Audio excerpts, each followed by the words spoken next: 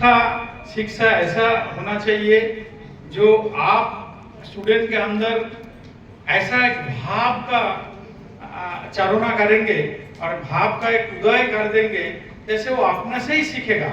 उसको सीखने के जो पढ़ाई करना, मेमोराइज करना है, मुखस्त करना है, ये सब का बहुत कष्ट है पढ़ने में, ये सब मालूम ही नहीं चलेगा, वो अपना से आप पढ़ेगा। और अभी हम लोग क्या बोलते हैं, बड़ा बड़ा मनुष्य वही बोला है, टीचर का क्या काम है?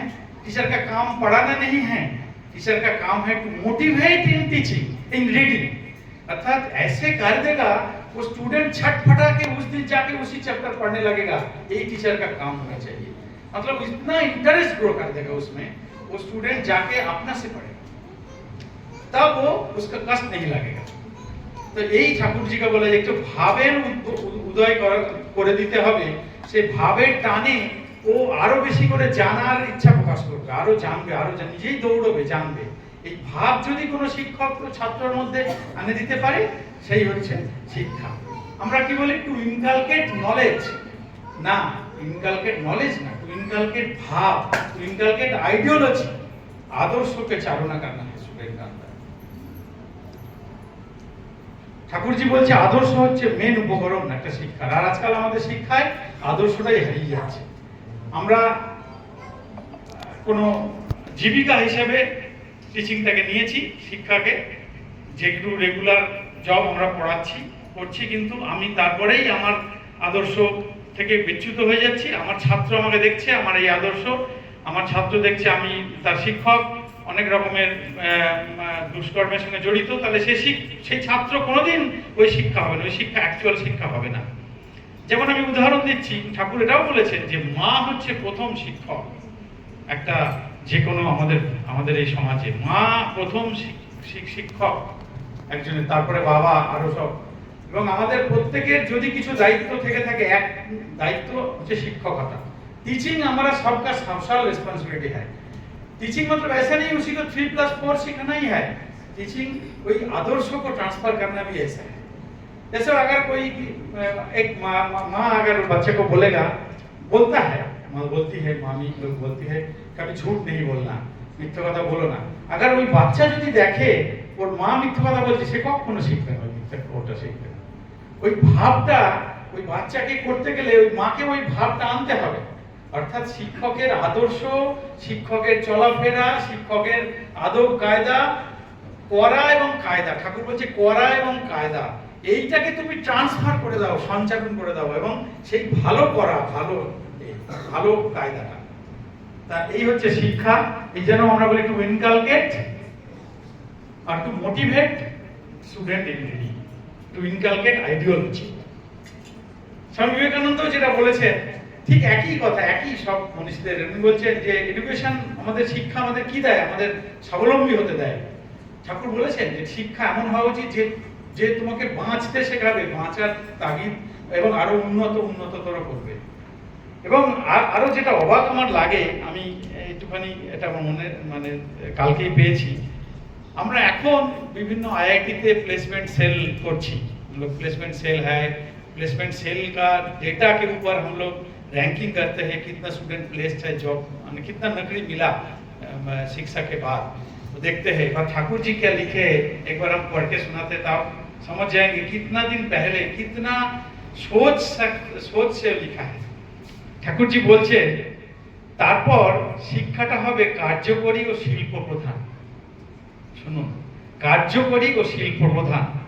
মানুষ আর্টই পড়ুক আর বিজ্ঞানী পড়ুক, আর্টের সাথে এমনতর কার্যকরী কিছু অবশ্যকরণীয় থাকা উচিত যাতে ছেলেরা তা খাটিয়ে বিদ্যালয় থেকে বেরিয়ে তখনই তার উপর দাঁড়াতে পারে। এখন আমরা বলছি স্টার্টআপ, আমাদের প্রধানমন্ত্রী বলছেন, আমাদের বলছে জব তুমি করবে কেন, তুমি জব ক্রিয়েট করো, এমপ্লয়মেন্ট ক্রিয়েট করো। তা ঠাকুর কবে জি বলে গেছেন, সেই শিক্ষাই হচ্ছে আসল শিক্ষা, যেটা তোমাকে বাঁচতে শেখাবে, যেটার উপর ভর করে তুমি থাকবে। এই প্রসঙ্গে রবীন্দ্রনাথ ঠাকুরের একটা কথা খুব মনে পড়ে। উনি বলেছিলেন, শিক্ষাকে আমরা বহন করিয়াই গেলাম, বাহন করিলাম না।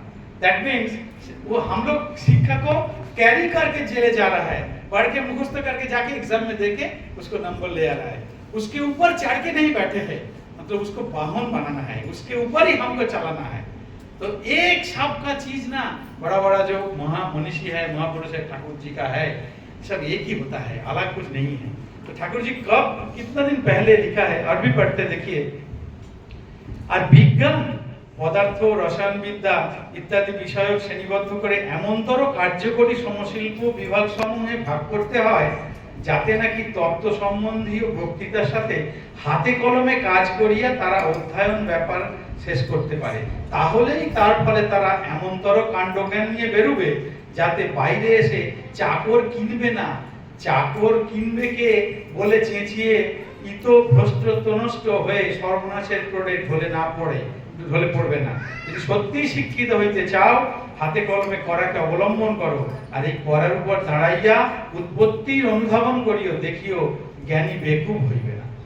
তাহলে আমাদের এই স্টার্টআপ আমরা আমরা আমরা এমন শিক্ষা করব, যেটা শিখবো সেটা আমরা আমাদের রুজি রোজগার দেবে এবং আরো উন্নত জীবন দেবে, সেই শিক্ষা। এছাড়াও তো অনেক ঠাকুরের তো বলে শেষ করা যায় না। আমি করতে করতে মোহিত হয়ে গেছিলাম যে এই যে আমরা আজকে প্লেসমেন্ট সেল খুলছি, আমরা জবের জন্য কোম্পানিকে ডাকছি, ছেলেদের কতটা প্লেস করতে পারলাম, এইসবগুলো করছি, কিন্তু ঠাকুর কবে এটা বলে গেছে। এখন আমরা স্টার্ট আপ, আমাদের কোম্পানি খুলতে হচ্ছে, জব, আমাদের সরকার, আমাদের শিক্ষামন্ত্রী, প্রধানমন্ত্রী সব বলছেন তোমরা তৈরি করো, তোমরা বিশেষ করে যারা কারিগরি শিক্ষা তারা আছে, তোমরা কেন কোম্পানি খুলছো না ছোট ছোট, যাতে তোমাদের আরো সোসাইটি সমাজে আরো লোক কাজ পায়। এসব ঠাকুর অনেক আগে বলে গেছে। তাই বেশি আর কিছু কথা বাড়াবো না। তা শিক্ষা এক তো হচ্ছে আদর্শকে সঞ্চালন করতে হবে, তার জন্য ভালো শিক্ষকের ভালো আদর্শ হতে হবে। ওই মা বাবা তাকেও আদর্শ দেবে, সেই থেকে কিন্তু বাচ্চা শিখবে। মা বাবা থেকে যদি দেখে বা বাড়িতে যা করবে, ছোট বাচ্চারা এতটাই হয় না, তারা গ্রোয়িং টাইমে ঠিক সেইটাই করবে, তাদেরকে আটকাতে পারবেন না। তাই শিক্ষা মানে শুধু বলে নয়, আদর্শকে সঞ্চালন করতে হবে, ভালো আদর্শকে। আর সমাজে কেন বলেছে সবাই একটা করণীয় শিক্ষকতা, আমি যদি সমাজে প্রত্যেক দিন দেখছি যে আমি একটা রোজ ভালো কাজ করছি, বা আমার একটা গুণ সবাই খুব ভালো লেগেছে, না ওই লোকটা এই গুণটা খুব ভালো লাগে আমার, এই যে সবাই বলছে ভালো লাগে, ওইটাই ওর মধ্যে সঞ্চারণ করার চেষ্টা করি। অর্থাৎ আমি আমার একটা দায়িত্ব, অন্তত আমার একটা গুণকে সবার মধ্যে চালনা করবো, যেটা ভালো গুণ। অনেক গুণ না থাকতে পারে, আমার একটা গুণ হচ্ছে আমি টাইমলি সব জায়গায় চাই। আমার অনেক খারাপ গুণ থাকতে পারে অন্য কিন্তু একটা গুণ তো আমি চালনা করতে পেরেছি, সবাই তো আমার থেকে একটা নিতে পেরেছে, এইটাই আমার সার্থকতা হবে সমাজে। এইটাই শিক্ষক। শিক্ষক হতে গেলে শুধু ওই ক্লাস টিচিং করতে হবে তা নয়, শিক্ষকতা আমাদের একটা দায়িত্ব সমাজে প্রত্যেকের। এই বলে ঠাকুরের চরণে প্রণাম নিবেদন করে